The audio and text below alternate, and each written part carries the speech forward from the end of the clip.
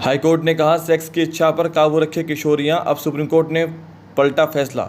नमस्कार, स्वागत है आप सभी का legal freedom study with me में। लाइव हिंदुस्तान.com की ऑनलाइन पब्लिश हुई खबर 20 अगस्त को हम पढ़ रहे हैं और जिसमें आगे क्या कुछ कहा, चलिए पढ़ते हैं। किशोरियों की सेक्स की इच्छा पर काबू रखने की सलाह देने वाले कलकत्ता हाईकोर्ट के फैसले को सुप्रीम कोर्ट ने रद्द कर दिया है। शीर्ष न्यायालय ने नाबालिग से बलात्कार के आरोपी का फिर से दोषी करार दिया है। हाईकोर्ट की तरफ से किशोरियों की दी गई सलाह पर सुप्रीम कोर्ट ने आपत्ति जताई थी और सख्त संज्ञान लिया था। इससे पहले निचली अदालत की तरफ से भी दोषी करार दिया था। नाबालिग से बलात्कार के आरोपी की दोष सिद्धि को सुप्रीम कोर्ट ने बहाल कर दिया है। खास बात यह है कि दोषी अपराध के बाद नाबालिग के साथ रहने लगा था और दोनों का एक बच्चा भी है। कोर्ट ने पीड़िता से बातचीत के लिए एक समिति भी गठित की ताकि पता लगाया जा सके कि वह आरोपी के साथ रहना चाहती है या नहीं। कमेटी की तरफ से पश्चिम बंगाल सरकार को रिपोर्ट सौंपने के बाद सजा तय की जाएगी।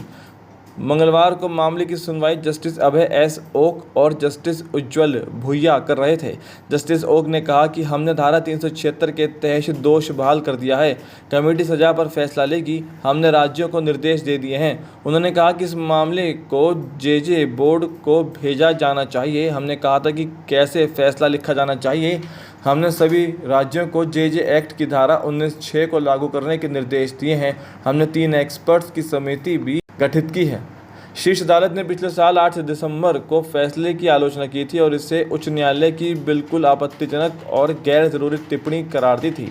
उच्च न्यायालय ने उच्चतम न्यायालय की कुछ टिप्पणियों का स्वतः संज्ञान लिया था और उस पर रिट याचिका के रूप में सुनवाई शुरू की थी। शीर्ष अदालत ने कहा था कि फैसला लिखते वक्त न्यायाधीशों से उपदेश की उम्मीद नहीं की जाती है। 18 अक्टूबर 2023 के आदेश में हाईकोर्ट ने कहा था कि किशोरियों को यौन इच्छाओं पर काबू करना चाहिए, क्योंकि जब वे 2 मिनट के सुख के लिए ऐसा करती हैं तो समाज की नज़रों में लूज़र साबित हो जाती हैं। अदालत ने आरोपी को बरी कर दिया था, जबकि इससे पहले निचली अदालत उसे दोषी करार दिया था।